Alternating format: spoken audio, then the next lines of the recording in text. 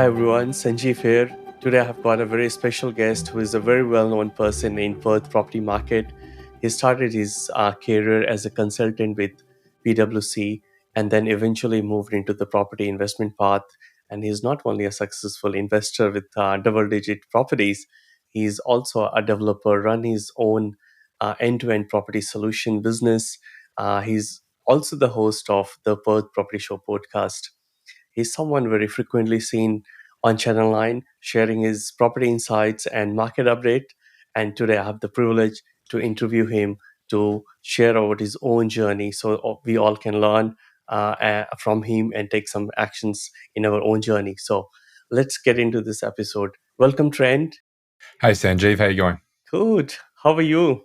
Yeah, fantastic, man. It's a beautiful blue sunny day in Perth and fantastic time of year, obviously being Christmas. We've got a Christmas party with the staff this evening, so looking forward to it. Yeah, no, awesome. So I know you recently got married as well. Yeah, So my wife congratulations. is from Switzerland and we were lucky enough to be able to share our nuptials with about 85 of our friends and family in the Swiss Alps where she spent a lot of her time in her life before moving to Australia, and we're later able to share that with our friends and family from Perth. Awesome. So now I think I know you're 32 years and you're doing some amazing things, decent property portfolio.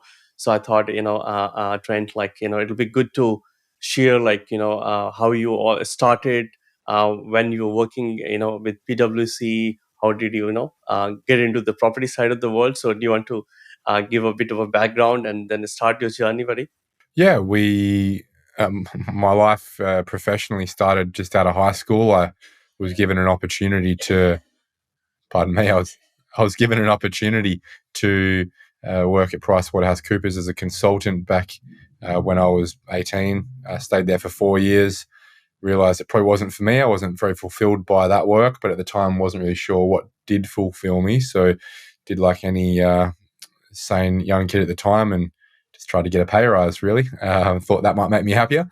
Uh, moved into being a commercial analyst in the gold industry for a large gold mining company in Western Australia. That was pretty good. Learned some more skills around commercial analysis and strategy and financial analysis.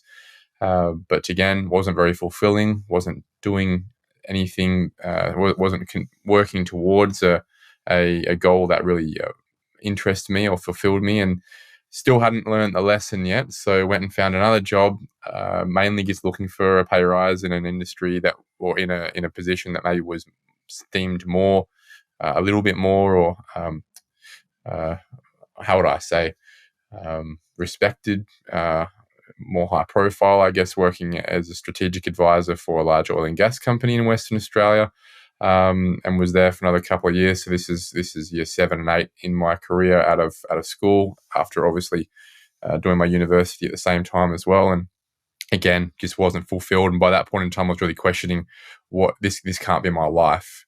This can't be it. I'm really not seeing myself in 20 years continually doing this and being happy. So I have to make a real structural shift in my life to be fulfilled and happy. Throughout all that time, I had been on the side. I don't know why. I don't know where it came from. I guess I just needed the challenge, and I enjoyed the challenge. I'd been developing property, a quick 2-lot subdivision or a triplex, these sort of things, since I was 19, since having So that first Trent, job. sorry to interrupt here. So tell me, you started questioning and asking. I think I know, what age we're talking about. How many how many year old you were at that point in time when you're working and you started questioning. Yeah, I probably was questioning it the whole time since I was 19. After that first year, I wasn't really fulfilled, and I was looking for that opportunity to find fulfillment. I think when you're young, you get taught that it's really just when you have a higher income, you'll be happier. And that's not correct at all. I think once you get past, maybe you get into, get past the median income in Perth, I think it's about 90 grand or something like that. I think once you get past that, you've got most of the things, you've got enough money to live pretty comfortably as a normal person in Western Australia. And if you're brought up fairly modestly, money, the quicker you can learn that money isn't the thing that makes you fulfilled and happy, the quicker you can start focusing on what it is that actually does make you fulfilled and happy. And it took me, 3 jobs in 8 years of continually testing whether it was the financial side, whether it was the prestige of the job I was in at the time, the complexity of the job. None of those things were making me happy. So by the time I got to 25, I genuinely thought, this is not for me.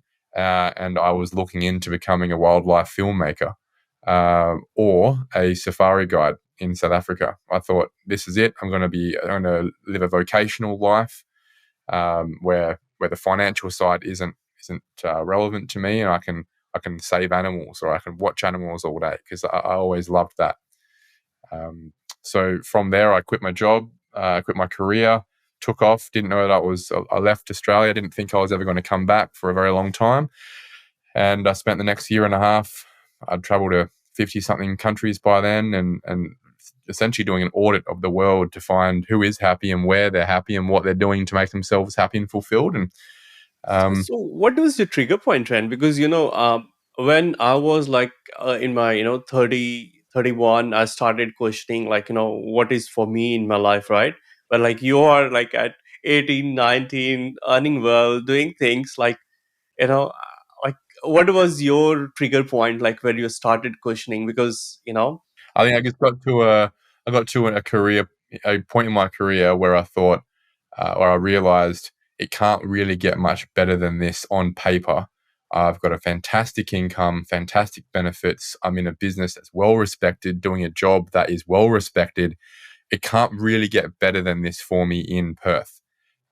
So other than just being in the job longer and getting promoted over time into management positions based on my experience and age, I realized that there was no more excuses left for me anymore here.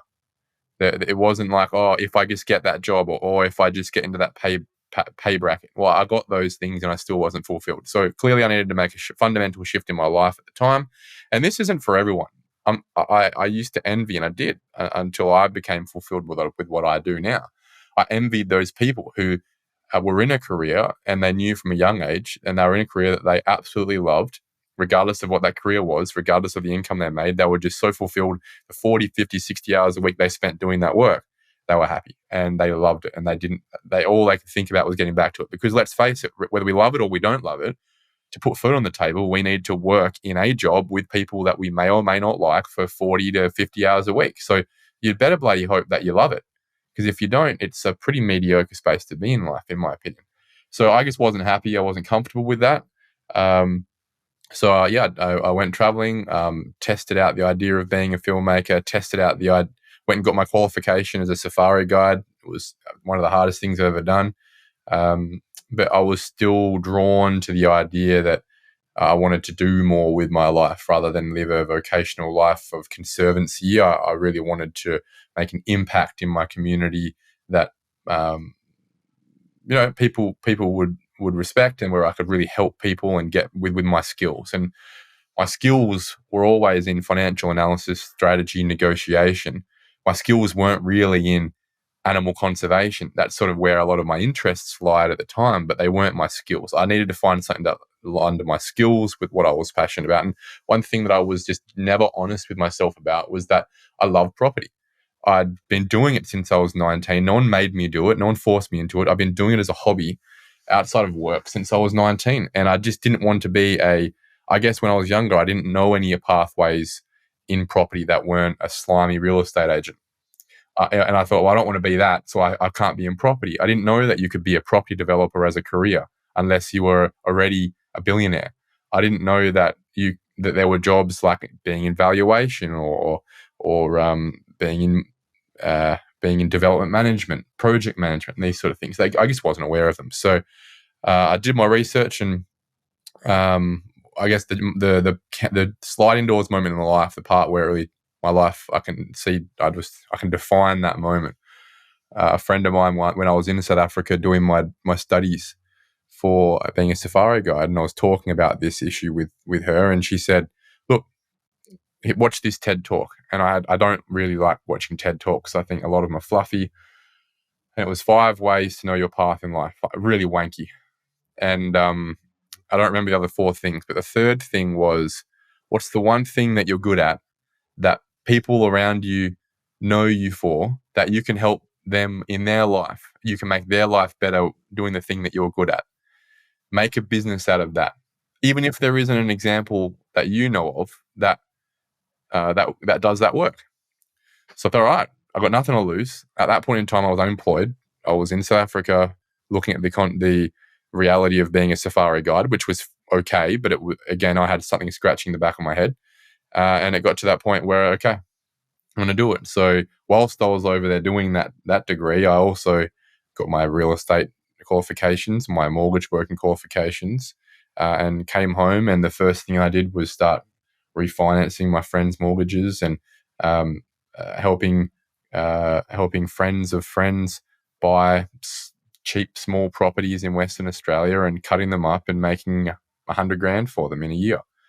And that's where Strategic Property Group started. And now we're probably the most impactful business in that small scale subdivision space in Western Australia, and we've progressed on from there to being a multi-service investment consultancy that has a dozen syndicated medium, $5 to $20 million developments under our belt that are doing things that 5 years ago I never would have dreamed of. So it's all started with, I mean, that's why I've heard like a lot of time, the quality of our life is dependent on the quality of the question we ask. And I think you're a true example. Like early age, 19, 20, you started asking question, hey, even though you had such a good, high paid job, right? Good career, everything. But then you said, no, I think it can't be so good, right? And, looking for, and then that one TED talk actually triggered you that, hey, pick something one out of yourself which you can go and convert into a business to help other people. And literally that time you didn't have job because of course you had quit your job before going for that safari, and came back and literally you started with a small. So did you take your mortgage broker and all those licenses is required for refinancing and all the stuff? Yeah, I actually did all the qualification, all the studies for that whilst I was away. So, I was in a privileged position there where I'd saved enough money to be away for as long as I needed to be to figure out what I wanted to do. And that's where a lot of people get caught, is they might not be in that position. They might not have had the savings or planned for that. Before I left, I'd planned for it for at least 12 months financially and psychologically, to actually be in that headspace to have nothing stopping me, nothing holding me back, no opportunity cost, to eventually being, when I was in a position where I figured out what I wanted to do, but I'd actually go and do it properly. So it was and that was the key point. It was simply that, yes, I was in a good career that I could be proud of at the time, but I was not fulfilled by it. Not many 15-year-old boys think about their future and go, you know what, I want to help a multinational organization extract gas from the Arafura Sea north of Darwin.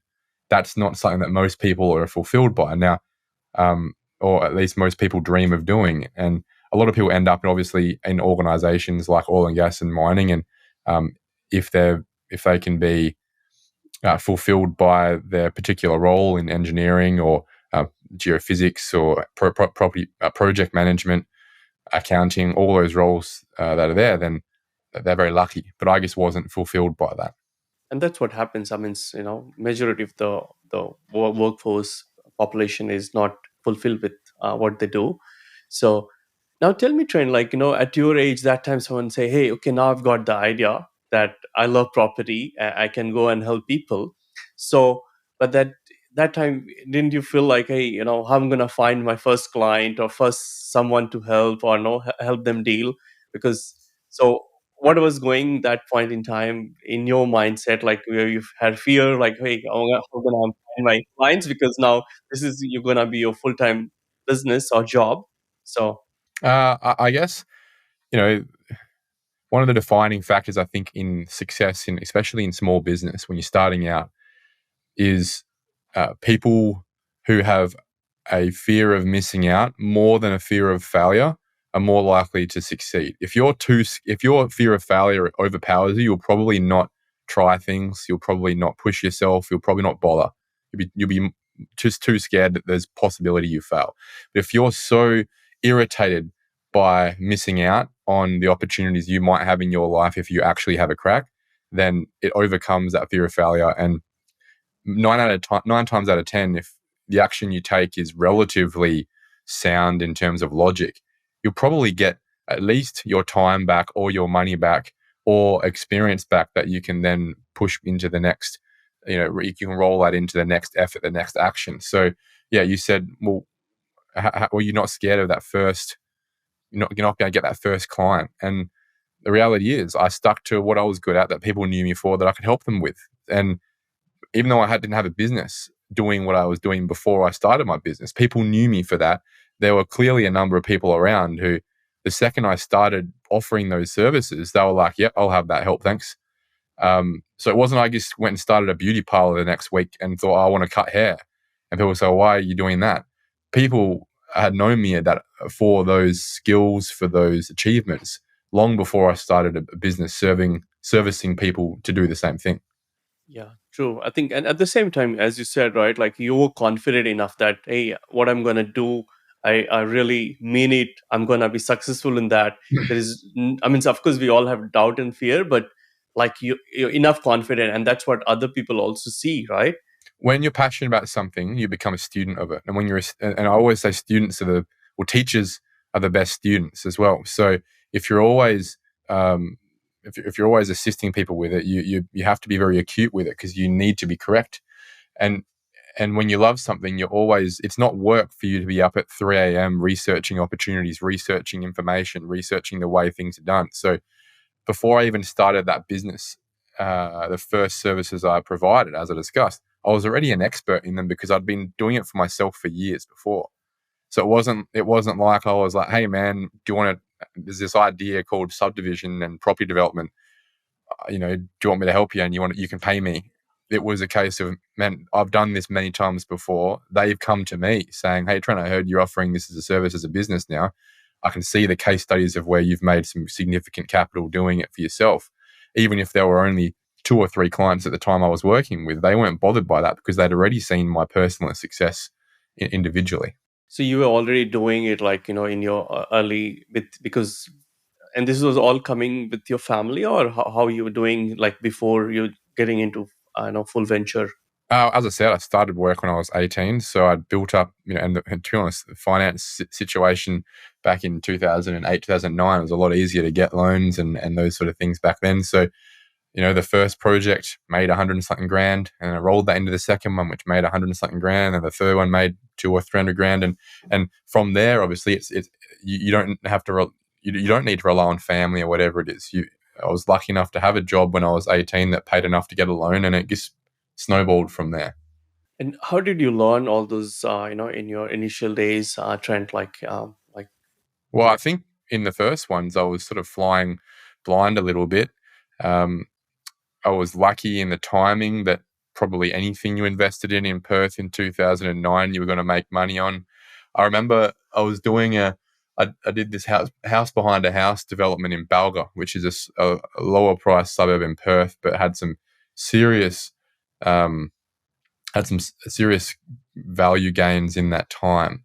And I remember doing the subdivision, bought the property for 350, subdivided it, made 150 grand out of it, just doing a subdivision. And what I realized was that if all I did was sell the piece of land at the back, and rather than build at the back at the time. And if I had held that property for about 9 months later, I would have made another 70 grand. So, and that was simply just timing in the market. That was just passive income. And I haven't sold many things since then, having recognized that in the first place. But yeah, when you've got the market on your side, you can probably afford a little bit to make your own mistakes. And that's where you learn, right? If you're making your own mistakes along the way for yourself, and then 6-7 years later, you can start a business with that, not making those mistakes, having learned from those mistakes and built a system that works for you in your community. for other people. So, but these days, over time, you build a network of experienced people. And the best advice I've gotten, and the best advice I can give to anyone else, is if you want to, mitigate any risk of loss in your efforts in property investment or development, hire the best people in your city, whatever they cost, whether they're $1,000 or $2,000 more than the other person you asked. The value provided in the risk mitigation and the opportunity maximization of the best people is far more far more valuable. So, and that's what we stick to these days. We have the best people in Perth that we pay as our consultants doing our work for us. No, that's yeah, totally agree with that, Trent. I think, and I agree with like on the way you're doing mistakes, and then you can if you want to take it as a business level, then you use all those learning. I mean, pretty much that's what happened with my own personal journey, where I was investing, learning, and now I've got this property buyer agent business because of all those mistakes I've done over the years, and the good and bad of it, right? So, so now I think I totally agree with you. Um, Now, Trent, like a lot of people are listening to it and they're saying, looks like I'm another young guy like Trent, and as if Trent is talking my heart. Now, if they're looking like, what are the like, if you have to summarize and say in three key bullet points, then what are the key three things you would say someone looking forward, listening to this one, that hey, do these three things if you're getting into the property journey. So what would be that from your side, Trent? Learn, learn, learn. That's all you can do, right? Is listen to the Perth Property Show. It has 211 episodes. Sanjeev's been on it. It has the best experts in my network that are, managing directors, some of the biggest developers, some of the biggest people in planning, law, tax, valuations, suburb spotlights, real estate agents, as I said, interior design, landscaping. Learn from the best people. So listen to podcasts. They are the best way to quickly form an understanding of what your parameters are of risks and opportunities, and help you align with where you want to take your investment strategy. So that will be the first thing, is learn. The second thing, segueing into that, pick a niche. Get good at that. Get very good at something. Try not to be something to everything. So if you really like passive investment and picking up properties at lower than market value, and you like the rental yield that comes from passive investment, stick to that and be good at that. If you like the risk profile of property development, find a niche within there and get very good at that and just keep exploiting that. So, yeah, become an expert in a small space in property, whether it's location based or strategy based, and you will mitigate your risk. Thirdly, surround yourself with experienced, smart people in the industry, because most people aren't actually in the world, but also in property, aren't much smarter than you. They're just more experienced, and their success is based on the risk mitigation from that experience. So the quicker you can learn from them and learn from other people's mistakes rather than your own mistakes, the more likely that you won't have a 2 steps forward, 1 step back situation. You just keep snowballing on the 2 steps forward. So awesome. Yeah, no, exactly. Thank you, Trent. Now, I think that's definitely awesome advice, and say now you're doing a lot of property deals, property investment, plus you're running a business also, right?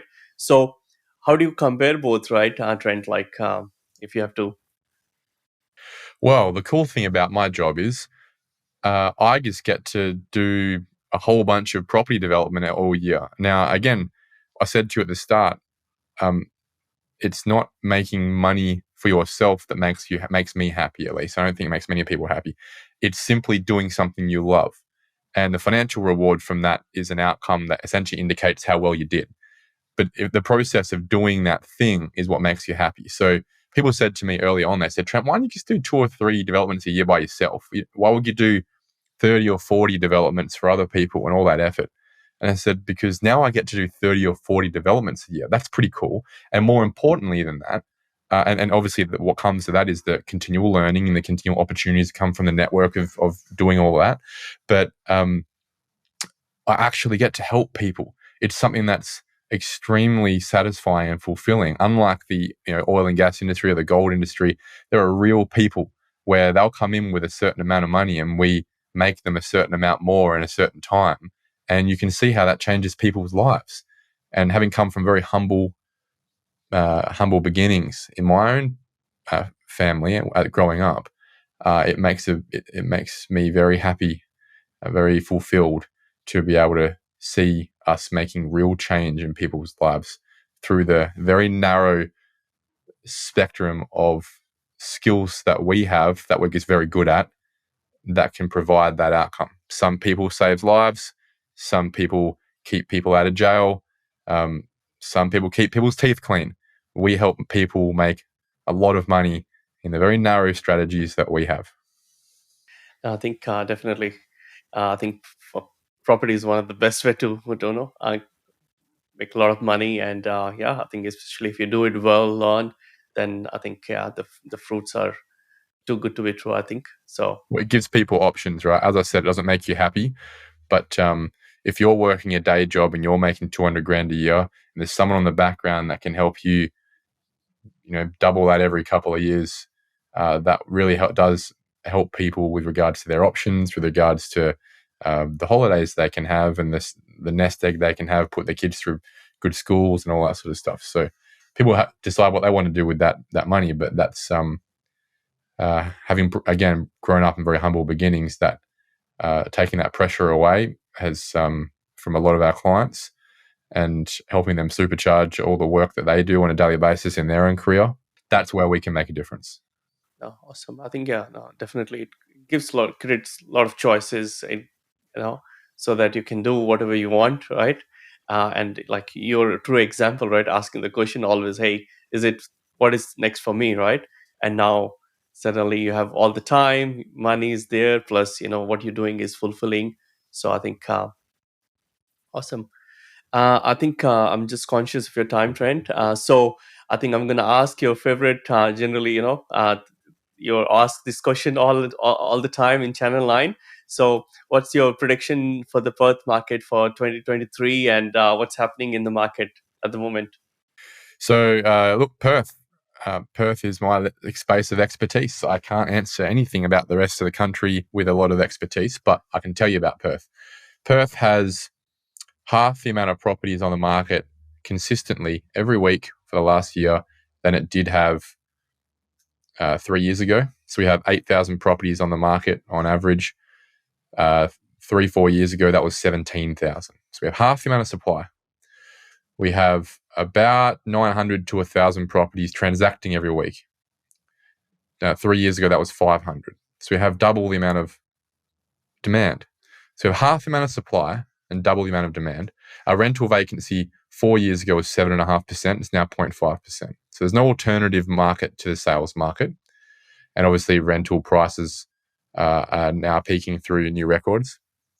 And most importantly, and this is where we diverge from the East Coast market, which is obviously suffering and will continue to do so, from my opinion, for a while now, for this reason. This reason is affordability. Sydney people spend 50 to 60% of their disposable income on a median mortgage. People in Sydney make the same amount of money as us. Our mortgage is less than half of those in people of Sydney, because the price of our property is less than half. And therefore, we spend less than 30% of our disposable income on our mortgage. Statistics have shown many times in the past that a market, regardless of demand and supply, is crippled the second it gets into the mid-50s up to 60% of your disposable income being spent on your mortgage. And that's why, before even interest rates started rising, the Sydney market started to fall in a heap. The Perth market, and that's exactly why the Perth market has been resilient throughout this time, is because whilst interest rate rises make property less affordable around the country, it is nowhere near unaffordable to West Australians and Australians in general at these interest rates. So what it does is it allows the the fundamentals of demand and supply to continue to prevail, and that is where it will continue to be. We have less than half of the amount of land sales than we did in the worst time before COVID in Western Australia right now. So supply isn't going to improve anytime soon. And our demand continues to sustain at levels above our mining boom. So when you hear those fundamentals objectively, you'd be a bit silly to expect anything other than growth. The only caveat is, obviously, at any point in time, property becomes unaffordable by the simple factor of interest rate rises. So our numbers show that if our cash rate got to about 4.5%, we would be in a similar position to where Sydney is. Anything between 3.1, which is where it is now, and 4.5, we have a market that the demand and supply fundamentals are the prevailing powers of growth. So that is where it's at. Next year, I expect moderate growth and not blanket growth. It will be growth in affordable areas where East Coast investors see a lot of rental yield strength and where the properties are still under replacement value. Because again, we are 10% of a national market. When the whole national market is looking at Perth, which it is right now, it's very easy for the national market of investors to make big impacts in certain areas in Perth based on their perception of value, which is not incorrect. Also, good value, or not good value, well presented, I should say, good, well constructed family homes in upper class areas will continue to have growth simply based because there's an undersupply there and people can pay the numbers. Imagine a suburb in Sydney that sells for $4 million for a family home. I don't know what that suburb would be. Let's just you could imagine it right now, and your listeners will too. Imagine that property is less than $2 million in Perth, and we make more money than you on average. Then that's where you get that confidence. If you come from your background where you've seen growth, and then you think about the $4 million house in Sydney, and just suddenly it's worth less than $2, you're sitting there going, how can I buy 3 of them? Yeah. Right? That's where Perth is right now.